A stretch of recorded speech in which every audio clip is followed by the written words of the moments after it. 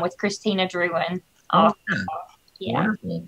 That's great. And some of your all's employees actually went through our program when we had academic programs here. Oh, okay. Excellent. Misty, and I'm not sure what her married name is.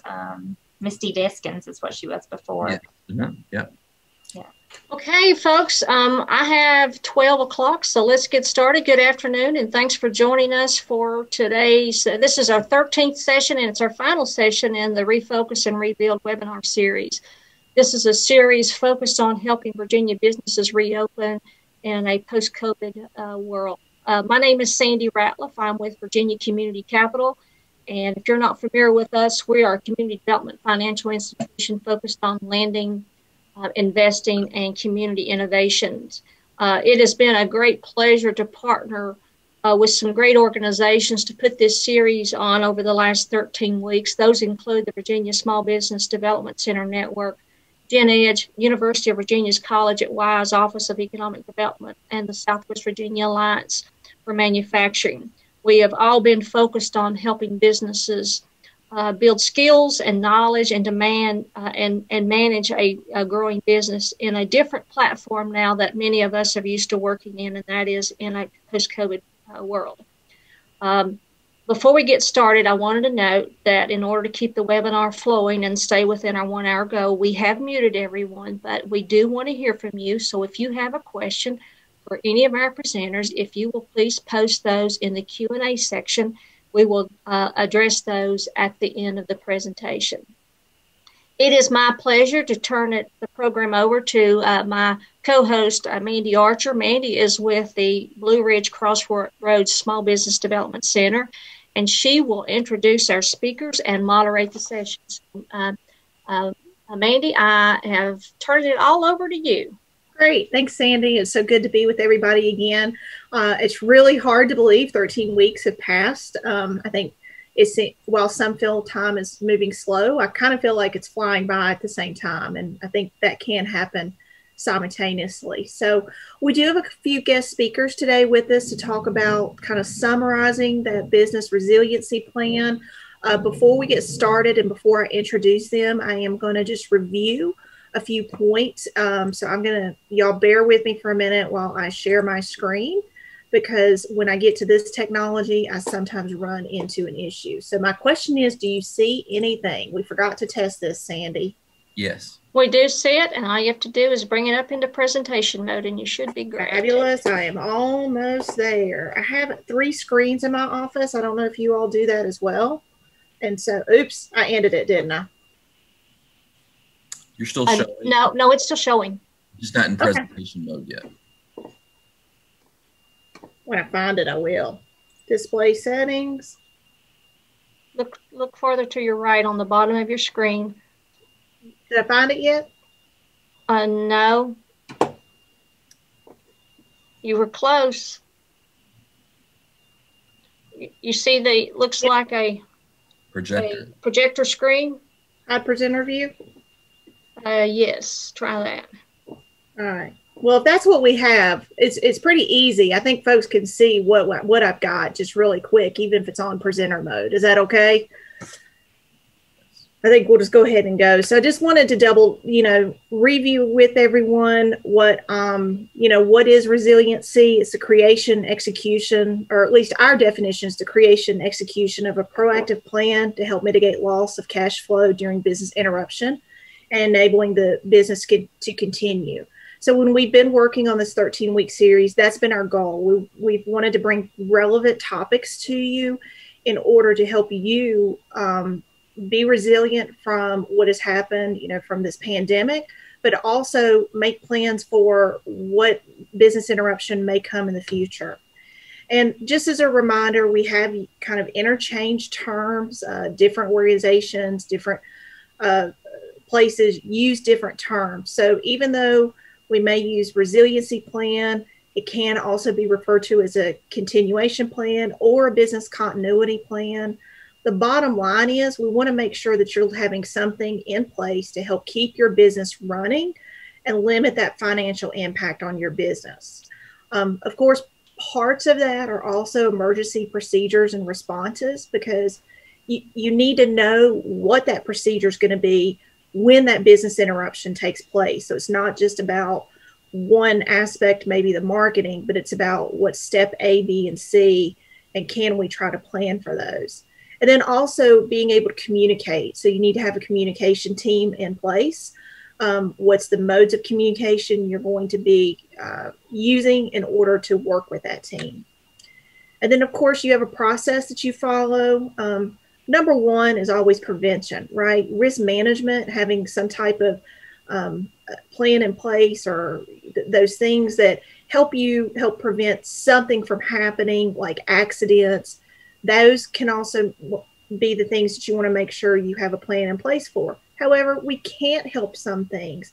Business interruption happens from natural disasters. Obviously, we know this from pandemics. So you want to look at the preparedness for the impact analysis sort of in your mind of how is that going to impact my business? And then, of course, the incident response plan. How do I respond to that? And then again, one of the reasons we wanted to do this series is to help you recovery. What is your recovery plan following the execution of that response plan? And again, examples of interruption are disaster. They're the things that come to the top of mind. Hazards, disasters, things that are newer to it, or cyber, security needs, key employees who are unable to work. All of that can be an example of interruption. We have found out through this pandemic, supply chain interruptions, and then obviously pandemics, and then even Main Street businesses. They may have an event or street closure.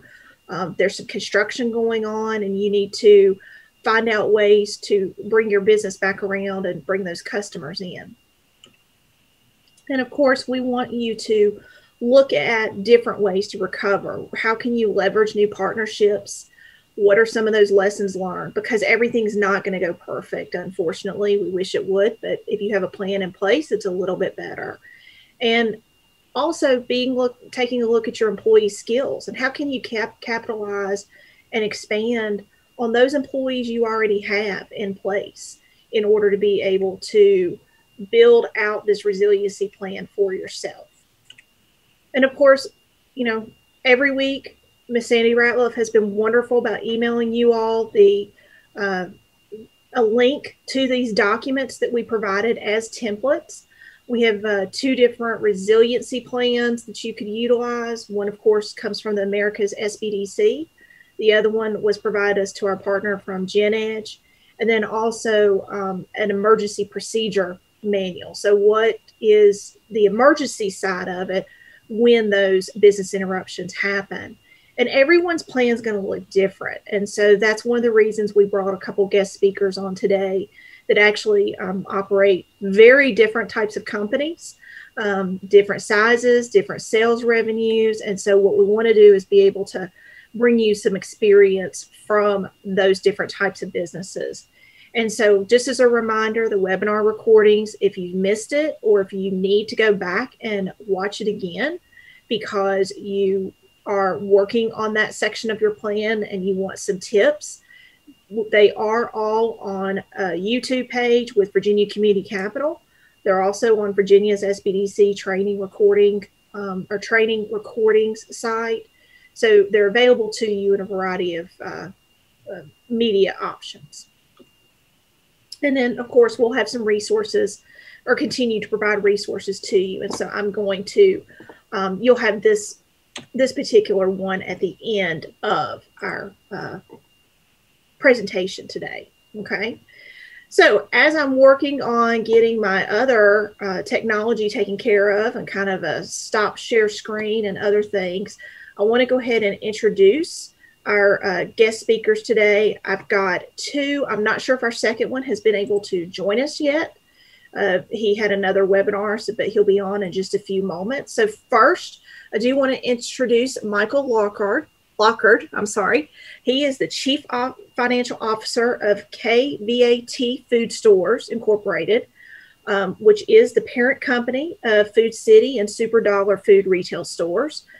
Michael has been with this company for 8.5 years, but prior to that, he was with Walmart and UPS. KVAT Food Stores does operate over 130 retail food stores, including 110 pharmacies and 110 fuel convenience stores throughout Virginia, Kentucky, Tennessee, and Georgia.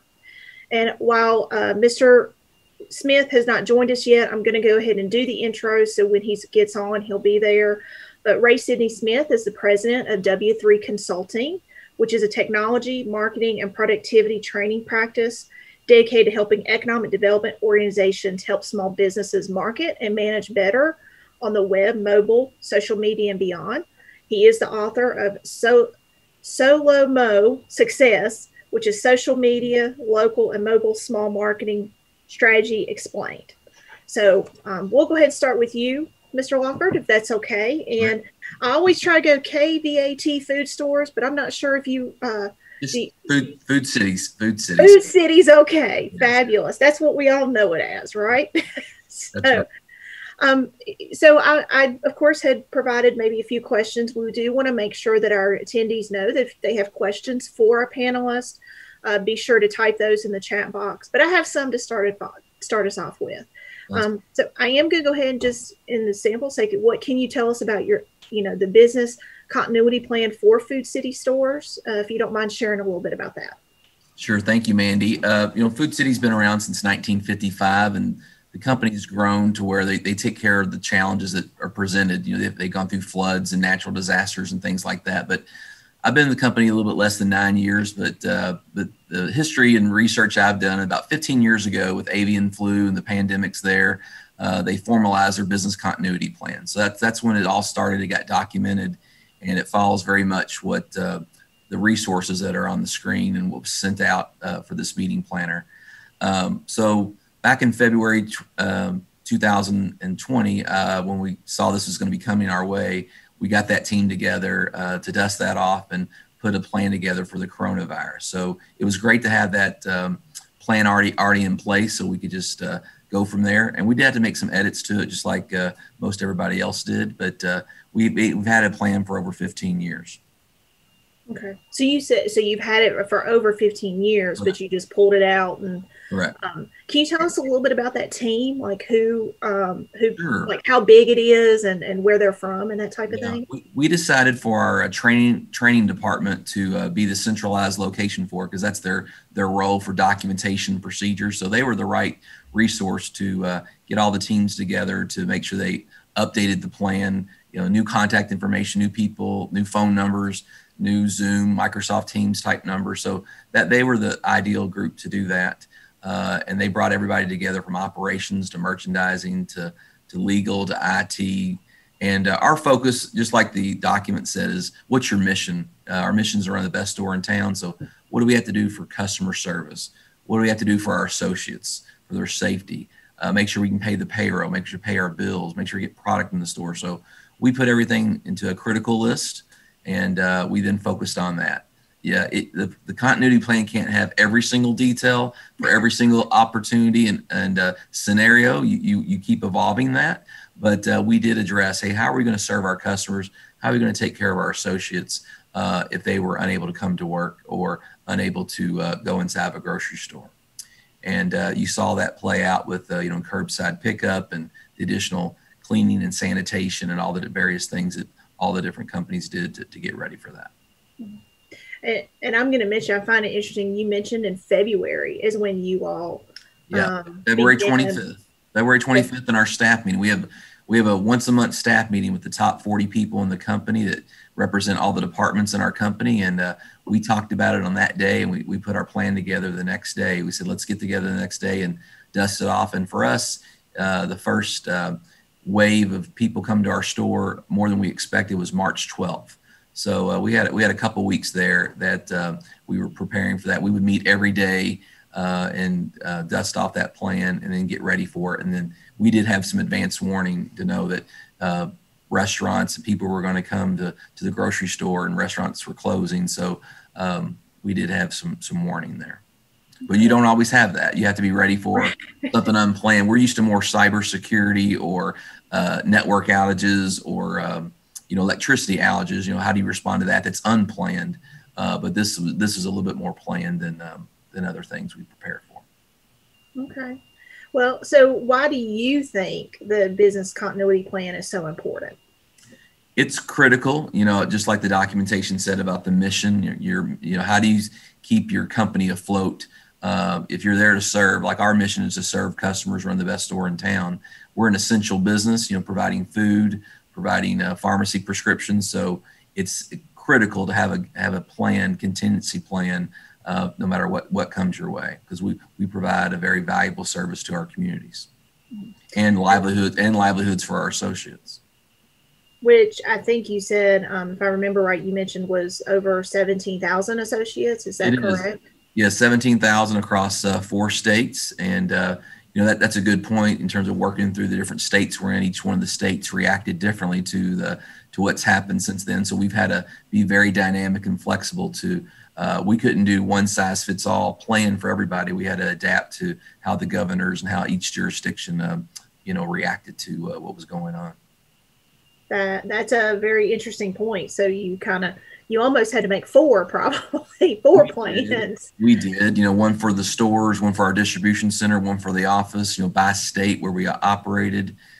So again, 80% of it was reusable, the same, but there was about 20% difference of nuances about the seating capacity at bakery and deli cafes, or, what when to take temperatures and, all the different rules. And they were all rolled out at various stages, as we all know, living and working in those different areas. Okay. What do you feel you may have, or is there anything you all have learned you were missing in your plan, even prior to the pandemic? Absolutely. We definitely did not plan enough for the bandwidth needed from an IT perspective, in terms of making sure we had enough telephone lines and Microsoft Teams education, training, and ensuring that emails could still happen. People could work remotely. They could work on different shifts.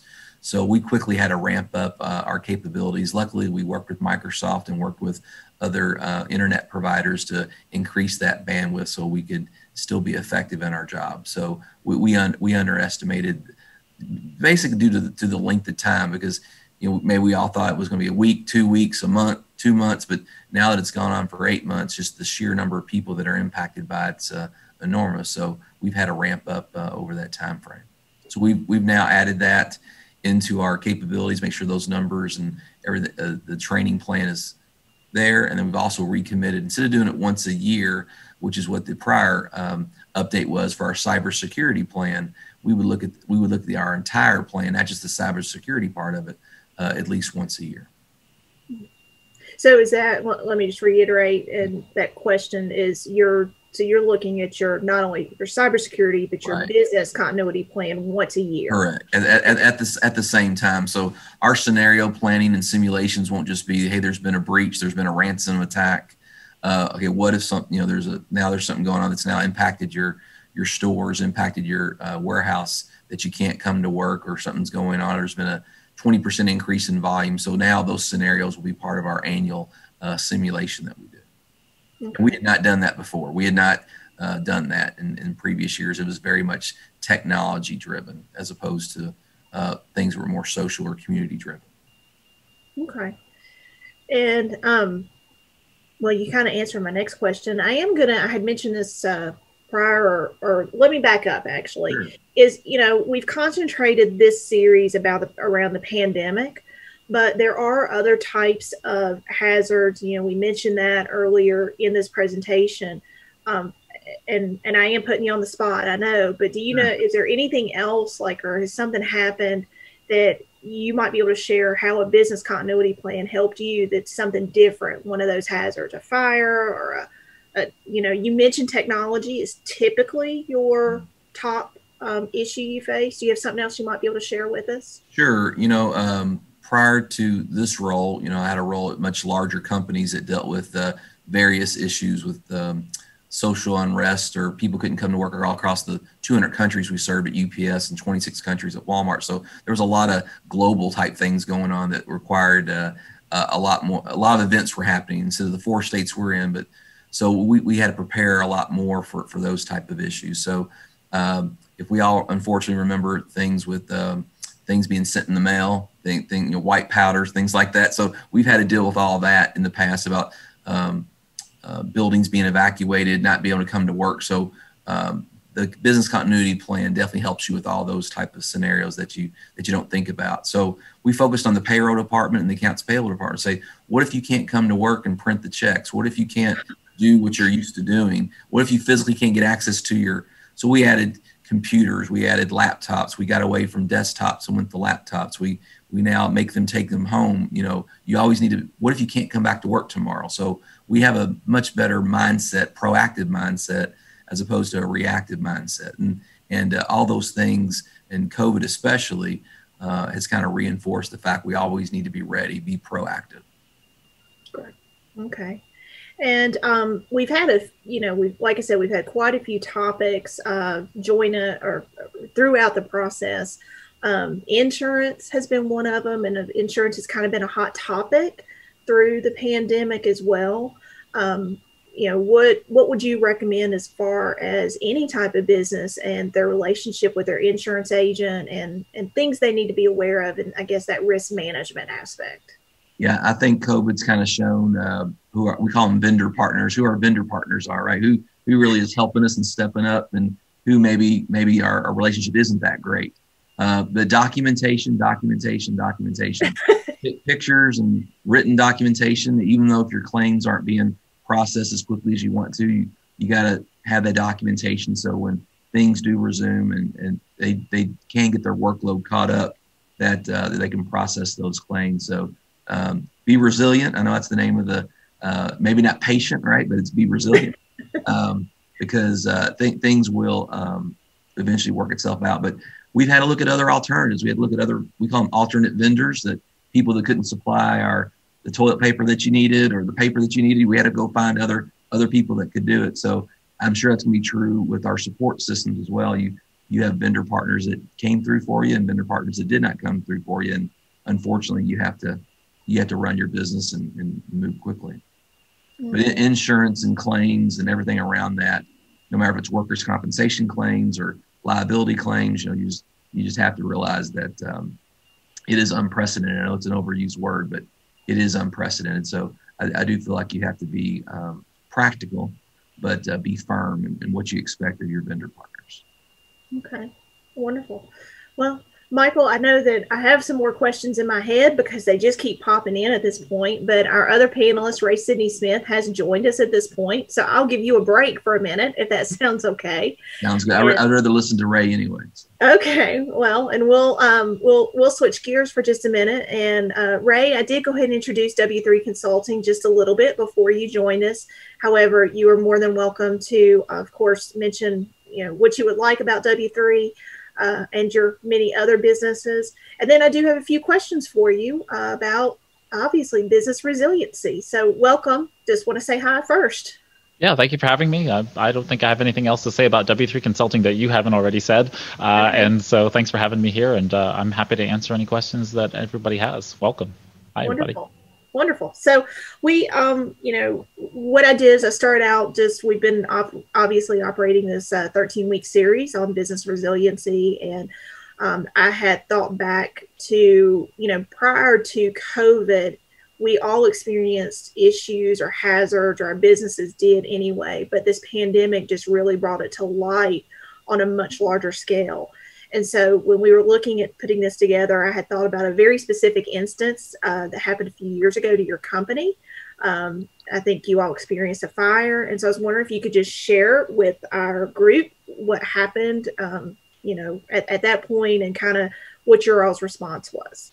Absolutely. So people have kind of an idea. I work as a consultant to economic development agencies, and so my job is teaching and helping out. And we have different divisions to the company. One of those is our web hosting company, and our office in Arlington, Virginia, was there for our staff to be able to utilize, and so on and so forth. I always jokingly say that I'm a remote CEO. I rarely go to the office because I'm always on the road, traveling to the centers and to the areas where I'm teaching.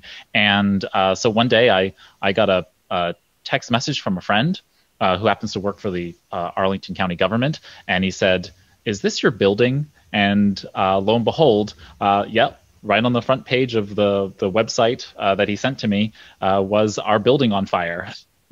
More importantly, my office was just like in flames. And so obviously a shock. I wanted to immediately make sure that our staff was not on site at that moment.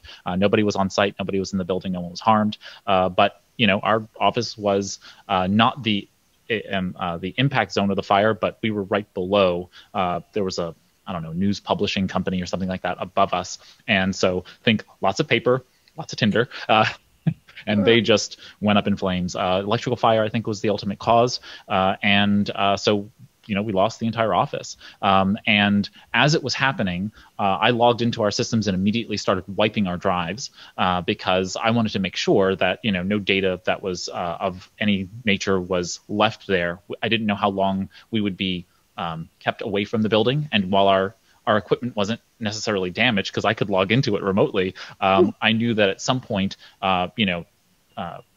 fumes and debris from the fire would ultimately destroy the equipment.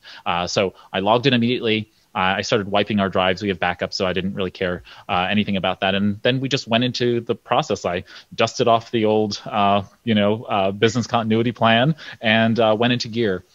We've been, because I am an avid teacher of anxiety, that is, be prepared.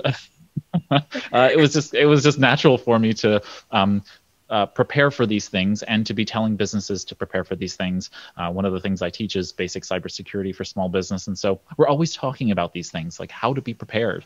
So for us, it was pretty textbook. I opened up our manual, which I'm dusting it off. I'm joking. It was actually a Google Doc, and I immediately emailed our staff and said that we had a fire, and that we should start going through the checklist of making sure that we were doing all the things, communicating to clients that in the web hosting side, none of their files or websites were impacted at all, and that our own internal files were, we're going to go to our most recent backups, and that all the backups, all the stuff that was in the office was of course wiped, and we'll obviously make sure that we regain access to the physical matter when we can, but we take the privacy and confidentiality of our clients pretty highly, and so we wanted to make sure that they knew that everything was going to stay safe and under lock and key until that time. And so then the calls with our insurance and our landlord and the building owners and all of the other fun stuff commenced from there. But I have to say, it was a pretty textbook response. We made sure that we communicated in the way that we needed to.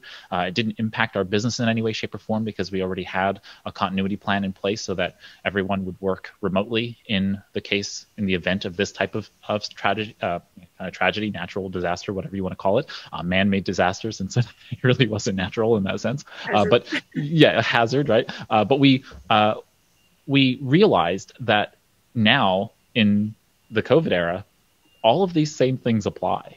Right, like the whole idea that there's going to be an incident that's going to force everybody to work at home, force everyone to take additional precautions, health and safety precautions. You can't just walk into the building anymore. You needed to be have a respirator and all these other things in order to go through the equipment. I needed to make sure our staff was safe as we went through the process of cleaning up the debris, and just even moving the furniture, had to have all the furniture movers come in and have full gear, making sure that they were safe and protected.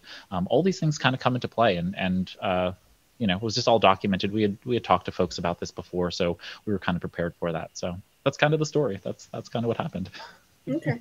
Well, so you mentioned, and there was a few things you and I talked about in preparation for this. So you did have a continuity plan in place at that time.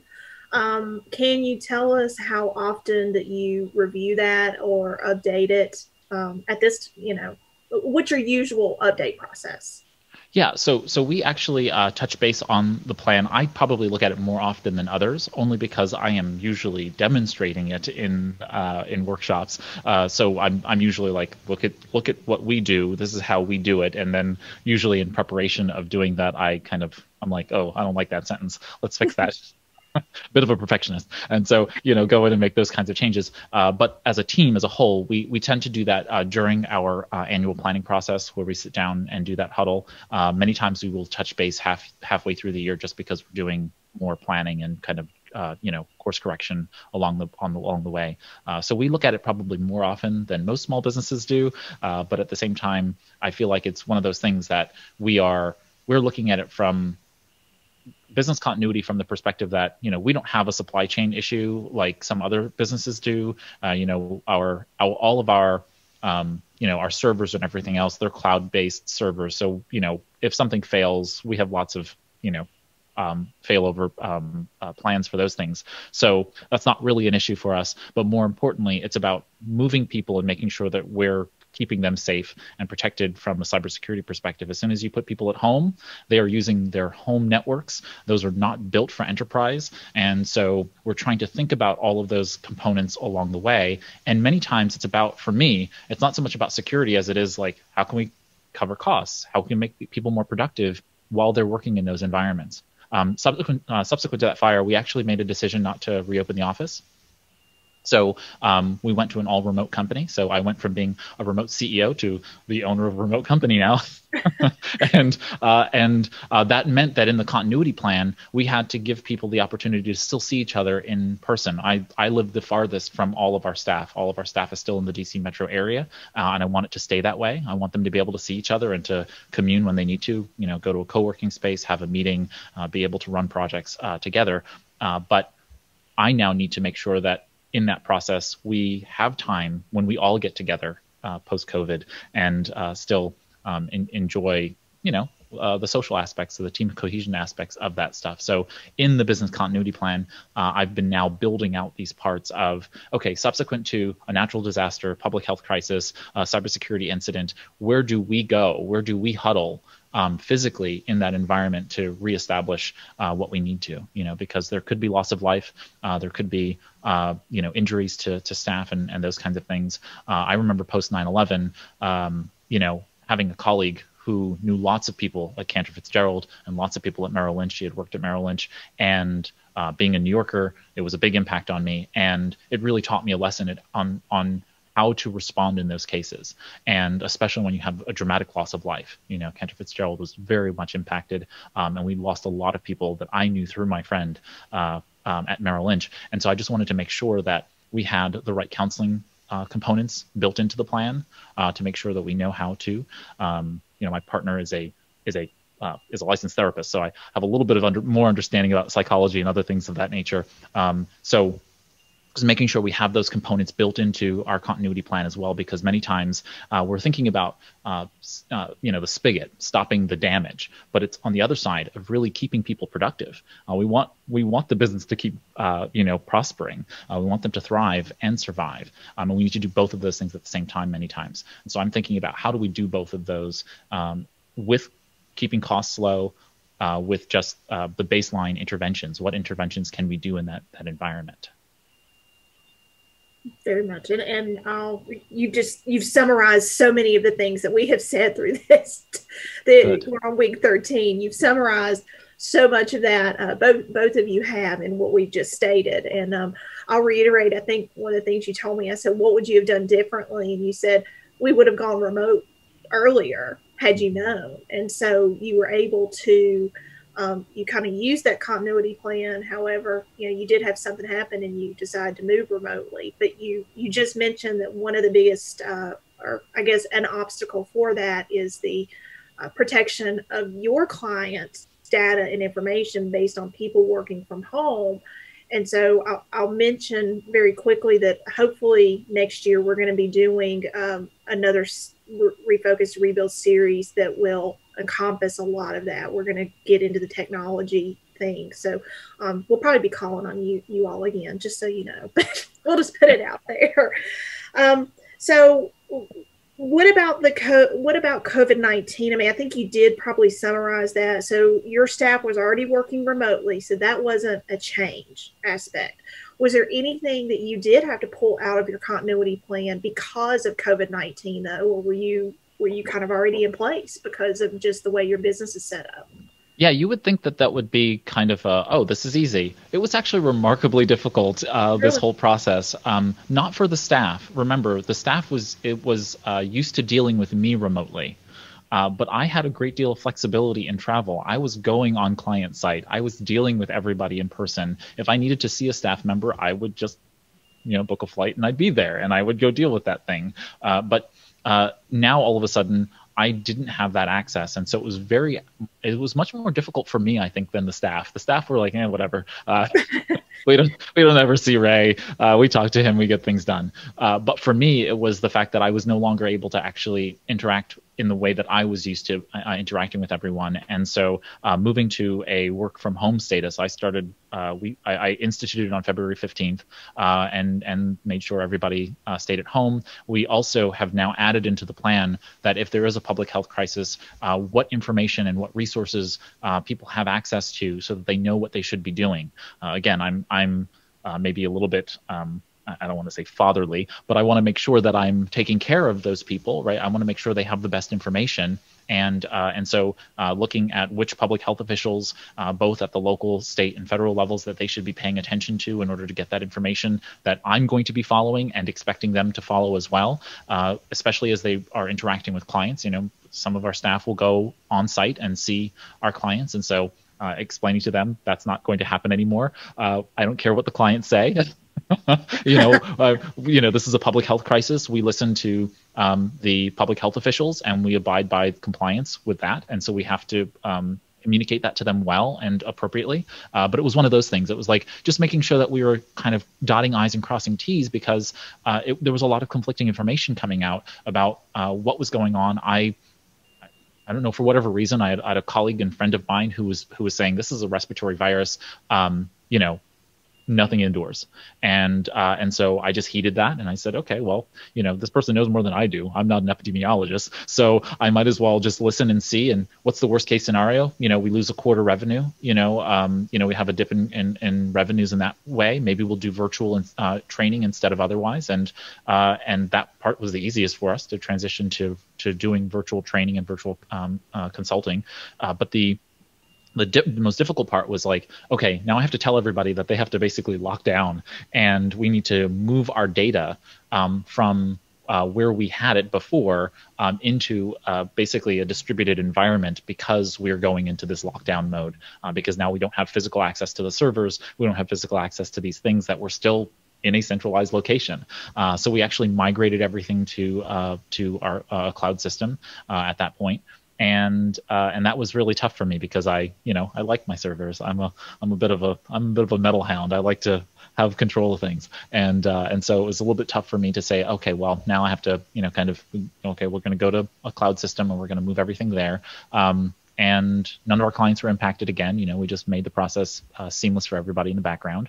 And then I had to get used to working from home, which was not easy. And so it was a little bit difficult for me kind of setting up an environment where, instead of being in front of an audience and seeing people's faces, I'm used to doing workshops and trainings with people face to face. And now I live inside of this little rectangle. And that's everything anyone sees of me. And so learning the different types of equipment, I've evolved in terms of the different technologies I'm using to be able to put things in the background and in the foreground of the screen, learning new styles of engaging people in a real-time environment. all of those have to be built into the continuity plan, because if you are in a people business, right? I'm in a people business, and I need to be able to deal with people in a way that, I can't reach out and touch you. You know what I mean? I'll just touch a webcam screen, and appropriately, no inappropriate touching. But, the idea here is that you want to be able to engage with people in a way that is effective. And that's incredibly difficult in a virtual environment.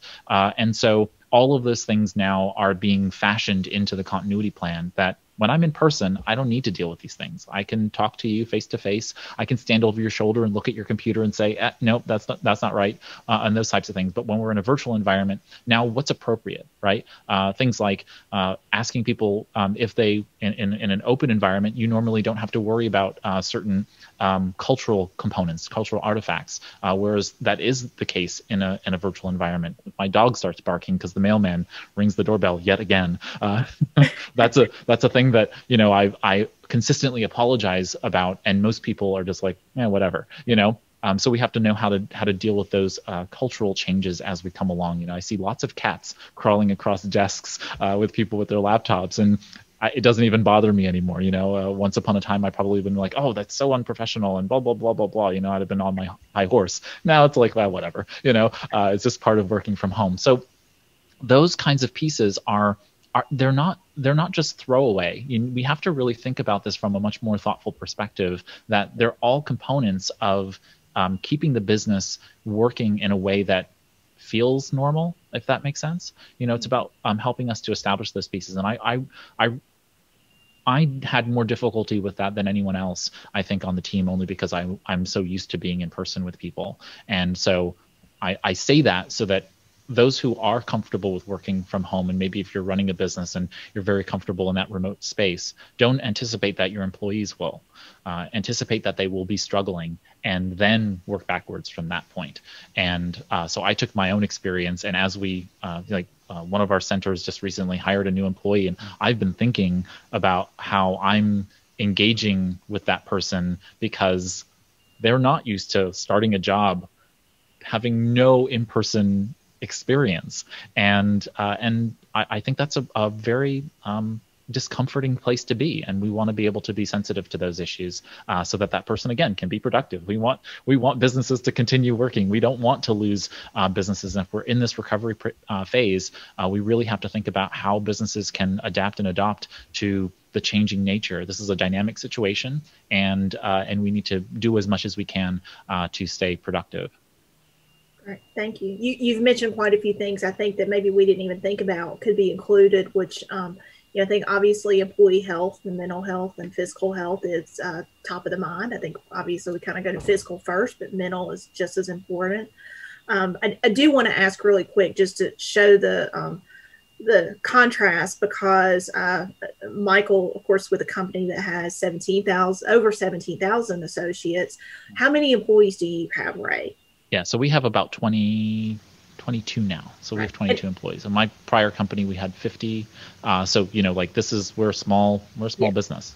Yeah, and we did this strategically. We wanted to show the really small business and kind of the larger business of, you're both very much saying the same thing. It just looks different. That's the bottom line, is it's going to look different for each of you, but there's still going to be some of the same principles. Yeah, we don't have any of the middle management probably that that you do, right, Michael? We just don't have that level of need. So it's like Mandy said, obviously the majority of our associates are frontline workers, essential workers that are physically at the store, so they don't have an option to work from home, right? They have to go there. So it was very much about the safety and business continuity. How can they still be safe and our customers be safe, and then everyone do their job? And even the support staff, we support the store, so we still had to have 24/7 coverage. Even if we were working remotely, we still had to make sure they had the tools and resources that they needed to support the stores. So size definitely doesn't matter in terms of this one. Everyone needs a plan, regardless if it's one associate or a million. It's just you got to be proactive and thoughtful about preparing for it. I do have a question for both of you, Michael. I don't know if you all know it. I'm interested to know, do you all know how many backups of data each of you have? I bet, like, how many sources of backup. So when I'm working with IT people, they say, have a backup of the backup of the backup. Sure. I'm just wondering if you all know. Well, I would say it this way, that there's a lot of copies of the same data that we don't want to have because users make copies and copies and copies. From an IT perspective, IT reports to me as well. We want to think there's only one or two, right, official backups, but we know people don't trust that and they don't trust the tape, so they make their own copies. But I guess officially we would say there's at least one backup. Okay. Yeah. So, go ahead, Michael. Go ahead, Ray. Oh no, I know exactly how many backups because I teach this stuff, so I'm a little bit more structured in this way. So we have 3 official backups, and that's as many backups as can be made because we have locked down the systems. As I said, we moved to a cloud-based system, so there isn't a capability. I mean, unless you like manually took screenshots or something like that. No one, I don't think, is crazy enough to do that in my staff. But the reality is that we have 3 backups. One is an incremental that happens on an ongoing basis, and that is done by our cloud system. We then have a backup of that, which is what we would consider a backup, but it's really redundancy. And we have to know the difference between those two, right? So redundancy means that as I'm writing this data to the disk, this data is automatically being created over here. Now there are snapshots of that data, so we can go back, and if somebody, say, deleted something or made a mistake, they could go back to one of those versions and pull from that redundancy and that backup within the redundancy. We then have what's called cold storage. So every 6 months, we take a data backup of petabytes, I mean, tons and tons of data of all of the data in the company, and that gets put on physical disk and moved cross-country because we are in the DC metro area. And not to be, melodramatic, but if someone's going to attack the United States, that is one center, and I'm a New Yorker, having been in that environment where both New York and DC were both attacked on 9/11, I'm just a little bit more sensitive to it, and so that goes cross country to another facility, and that backup stays in cold storage every 6 months and gets swapped out. That allows us to, in a catastrophic event, have continuity, right? We will lose 6 months of data, but we will still have everything else. And so it's a little bit of a weird thing because, I'm dealing with a different kind of data than, say, Michael and his team is. So we need to make sure that, websites are backed up and websites are available and that kind of thing, at least to the effect that we can under the circumstance. So we have 3 official backups, and I'm pretty confident that they exist. And Mandy, to your point, Ray's entire intellectual property value is the data, right? That is the business, right? We have a physical business, so we do cold and hot storage, do all that. We have redundant sites and things like that. But in practical terms, he definitely has to have that for that's his entire business. Yeah, exactly. Right. And I think you made a very valid point, Michael, that that is his intellectual property of his business versus the physical stores. And so you do have to, that's why everything's going to look different for everyone. So I think we may have a question. I've got one more thing I'm going to ask of Michael, maybe to share just a little bit, because it was one of our topics during the resiliency kind of, maybe succession planning was what it was about, is Food City stores do have an ESOP, or they have a partial ESOP. Do you mind sharing a little bit of that with us, Michael? Well, sure. Definitely. Yeah. So company's been around since 1955. The ESOP was created in 1984. Our owner and founder, Jack C. Smith, wanted the associates to be part of the ownership of the company, and very, very firmly believe that if people have a stake in the company, they're going to give that above and beyond, performance, which I totally agree with. So out of the 17,000 associates, if they work 1,000 hours a year, or age 21, we have a lot of part-time workforce because, again, it's retail, but over 10,000 folks have a share of the company, so about 12%. So 1 out of every 8 shares that are outstanding is owned by an associate, be a part-time associate, full-time associate, as long as they work at least 1,000 hours a year and age 21. So very, very good. Obviously, we've very happy that we've outperformed the S&P since 1984. Very much a differential advantage that our President and CEO Steve Smith talks about in every meeting with our team about. That's one of the things that we really feel like puts us above and beyond. I understand there's different retirement plans and things like that, but actually having a stake in the company, and even I don't know if you see the lanyard that I'm wearing, but it has that. All of our lanyards have that ESOP and employee stock ownership owned, and so it's very much a part of our culture.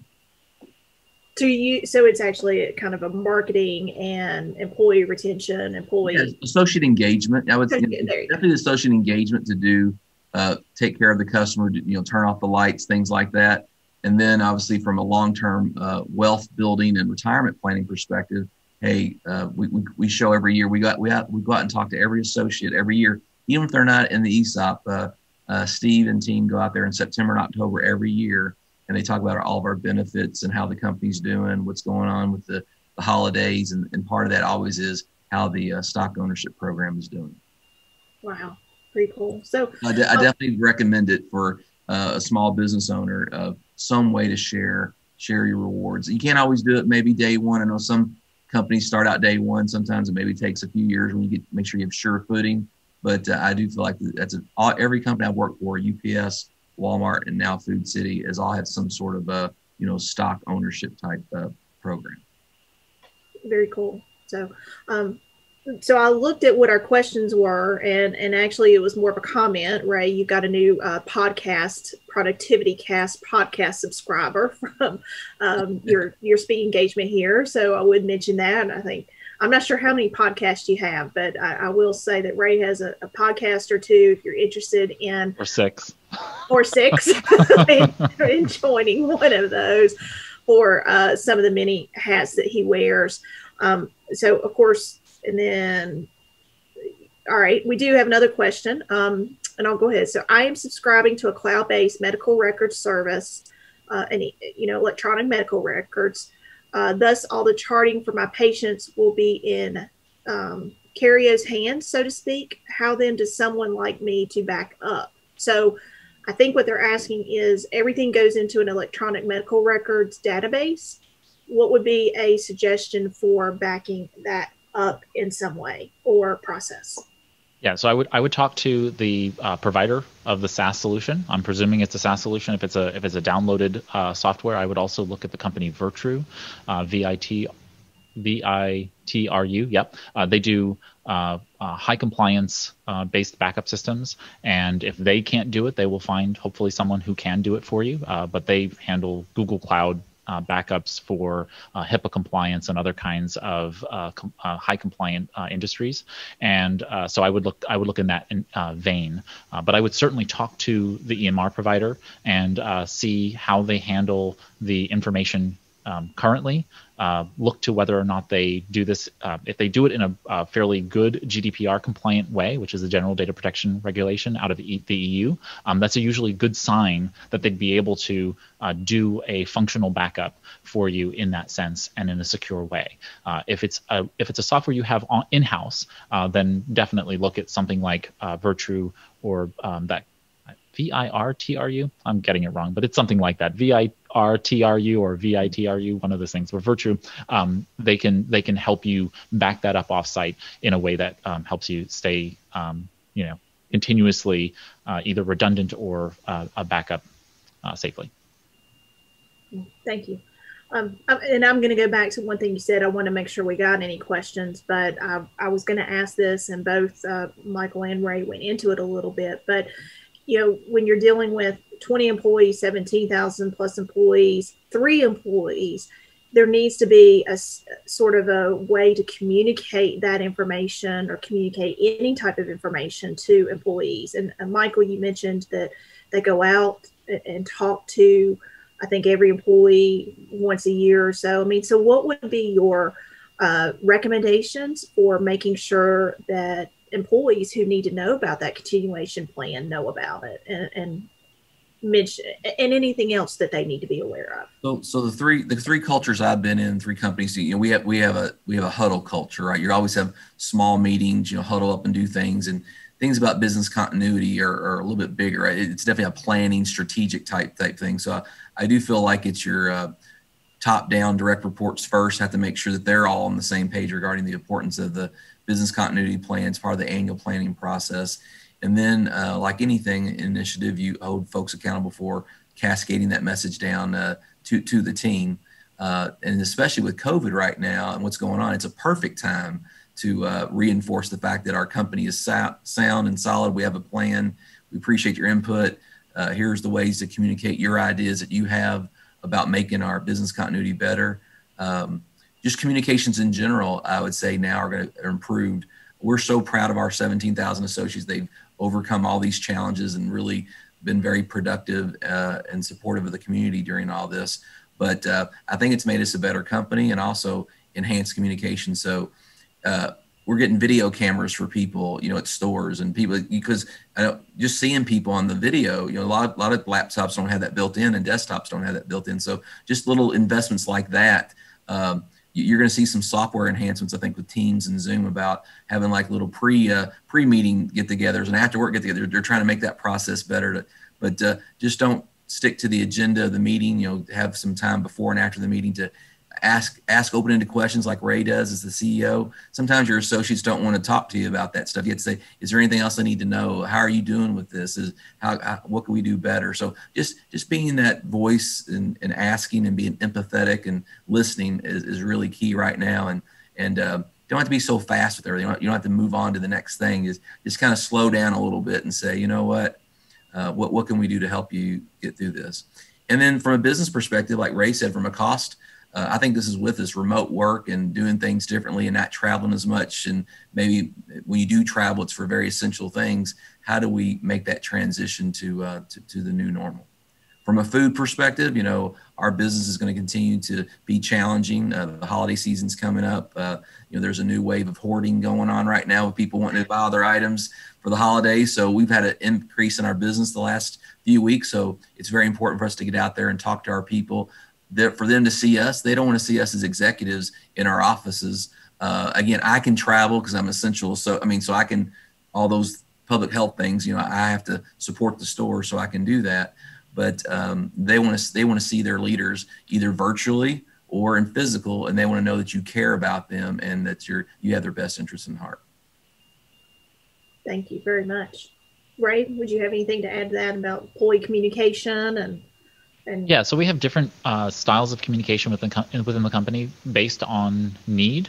About, I guess, right around the time of the fire, it was before that we instituted using Twilio to be able to text people because I wanted to have the ability to immediately text message everyone in a high deliverability rate environment because we knew that there could be opportunities that our web-based communication project collaboration software, which is the way in which we typically, so kind of like how you use Teams, we have our own internal baked-in system because I'm a geek and so I built my own. And so we have that in our world. And if the servers go down, for whatever reason, internet connectivity, whatever, I wanted to have a fail-safe backup. And you also don't know the state of your employees' home life. Their financial world, you frequently don't know those things. And so I didn't want to depend upon just one mechanism for getting in touch with them. I wasn't going to set up carrier pigeons, but, I wanted to at least have some kind of backup to be able to get text messages into their phone inboxes to let them know about major things that were happening.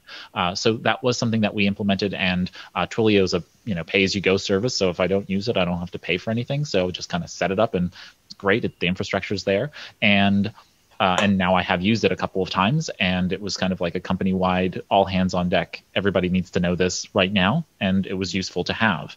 And then everything Michael said was on point. I have been sourcing webcams for staff, from every corner of the world because there was just a run on good webcams, and so just going out there and finding those good products for them, and making sure that people have the appropriate tools, the resources they have to be able to do the work they need to do.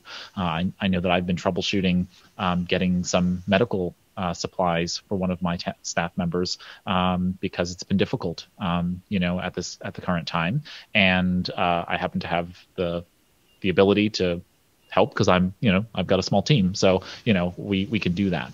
The other part I think that is a little bit of contrast to what Michael is that I run in a kind of a pseudo holacratic perspective. Holacracy is a governance style within businesses, meaning that it tries to kind of reduce the number of reduce the hierarchy, I suppose. I say pseudo because there's still hierarchy. This is what it is. But I try to. So we have circles, what we call circles in the company, which you would maybe call divisions or otherwise. But those people have competence and governance over those particular areas of the business. So there is a circle designed for continuity.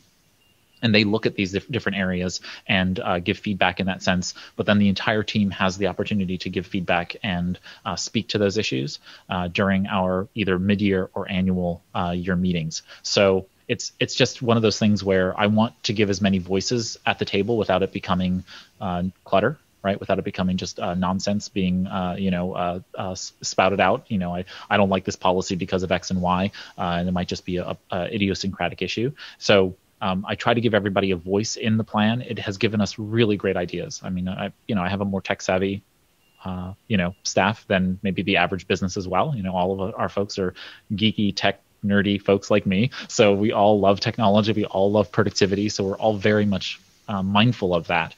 And but that also means that when someone has an idea, they're using it in their own personal work setup, and or they are bringing it to the table because they want to try it. And so everybody's very much like, oh yeah, you want to try this tool? Let's go do it, And I'm the one who has to be like, no, let's pull back the reins. Let's all be not crazy. Let's not implement 50 different project management tools. We just need one. And so, which is crazy that I'm saying that, but it's really it's a good environment for that. But that it speaks to the culture, right? Make sure that you know the culture of the company that you're working in and what's necessary to make sure that group of people is going to be successful during a time of crisis, but also post-crisis. There needs to be a transition plan of we're going to go from this kind of insane period to a less insane period, then to normative state afterward, where we plateau. How do we get from those three stages in as close a pattern? And I've been trying to pay attention to that, like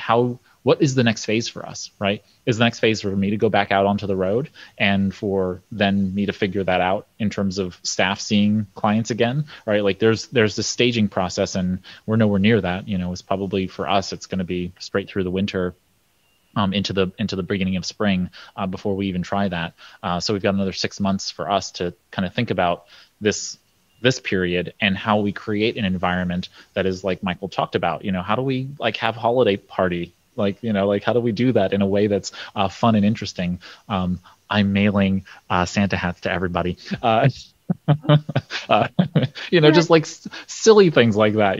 The Santa hat will be covering a bottle of wine. So, but there's like little things like that just it's fun and it's interest. It creates interest and intrigue within the organization to keep everyone excited and productive, even though they feel like they're looking at the same set of walls all the time. So, well, I know we're at our 1 o'clock mark. We do have kind of I would say a little bit off topic question, and I'm going to combine them because they're close to the same thing, and they are for you, Michael. But before I do that, Ray, you can add me as an employee so I can get a Santa hat too. Michael, just kind of out of curiosity, do you still see strong evidence of customers hoarding certain products?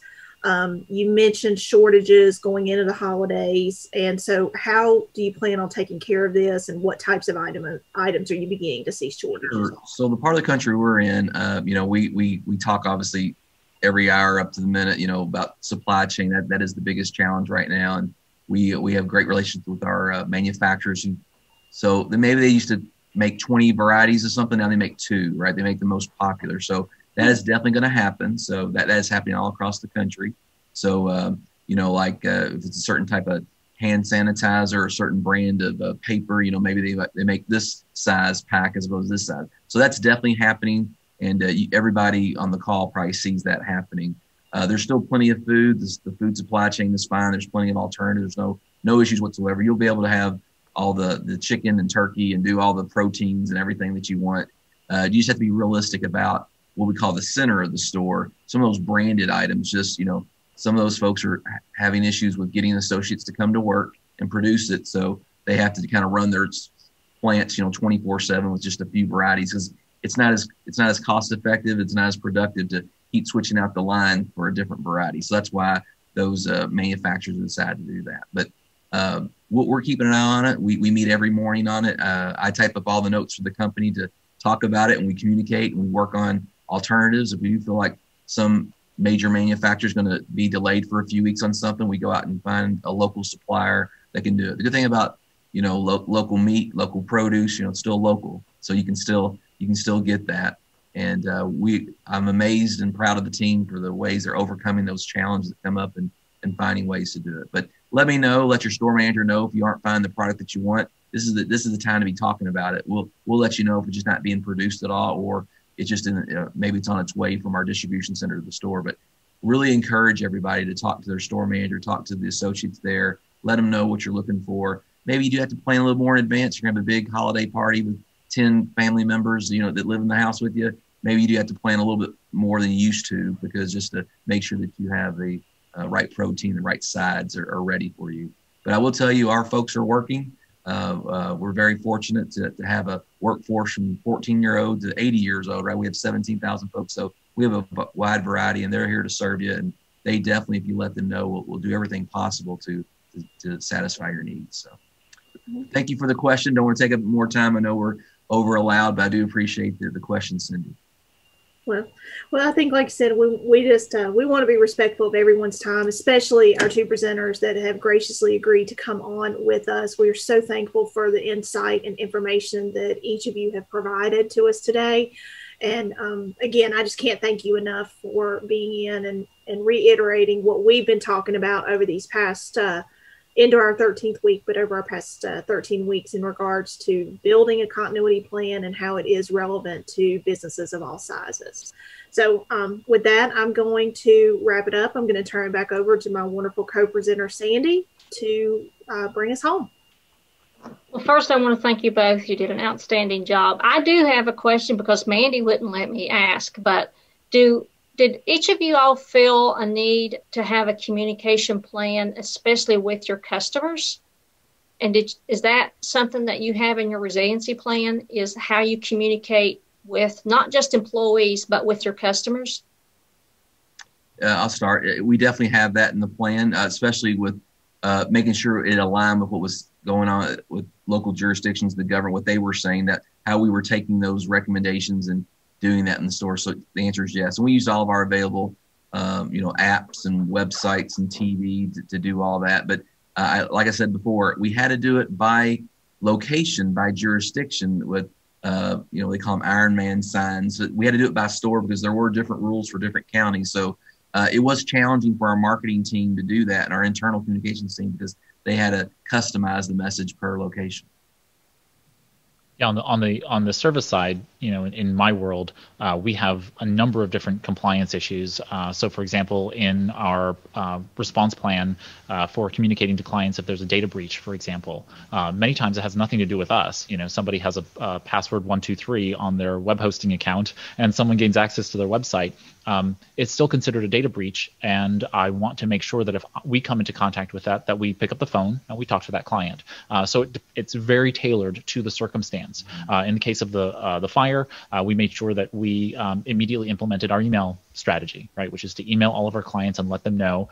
It's nothing they needed to do. It's nothing they needed to be worried about, right? So a simple email was all that was necessary. There were a few key clients that are also geographically situate around us, so they would have known. So we made sure that we called them. But it's just very tailored to the circumstance. It depends on how many customers you have, and in the case of Michael, many more than I do, and then how the disaster or the crisis is affecting them, right? So we wanted to make sure that customers who I just have a couple of customers who stop into the office and they never see me, but they see my staff.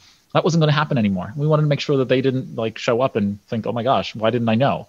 So there were things of that nature that we wanted to make sure we communicated in that way. So the plan talks about the mode of communication needs to match the level of the crisis, right? And the best communication happens in the highest stake crises, and then anything below that then falls to either email or text message or anything like that. That just kind of is a passive. If they get it, fine.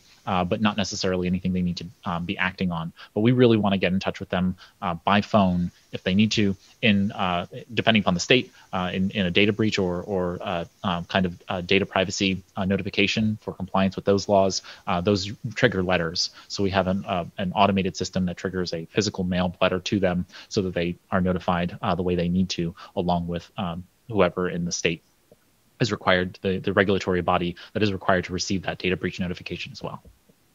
Well, thank you so much. And I want also not only thank our speakers today, but for all the partners who helped put this program on for the last, again, it's hard to believe it's been 13 weeks. I know that this has been valuable content because I hear it from other parts of the Commonwealth who said, can I get a video of that? And yes, this has all been archived, all 13 weeks, and that is available on Virginia Community Capital's Facebook page and on our YouTube channel. And I know that our friends at the Small Business Development Center Network also have those available. So again, thank you for making this a great series. And as Mandy mentioned before, we want to keep the momentum going, but we're also wanting to take a little break, getting ready for Santa Claus to come. So we are looking at starting another series of Refocus and Rebuild, but focus on what each one of you all commented several times on IT and technology. We think that this is pertinent, especially with so many Main Street businesses are seeing less traffic and they're going online. We want to have them to be protecting of all, not only their business, but also of their customers. So thank you so much. And I hope to see everybody again in 2021. Trick or treat. All right. Goodbye, everybody. Thanks Bye. again. Have a good one. Thanks for hosting us. We appreciate it. Thank you. Thank you. Thanks. Appreciate it.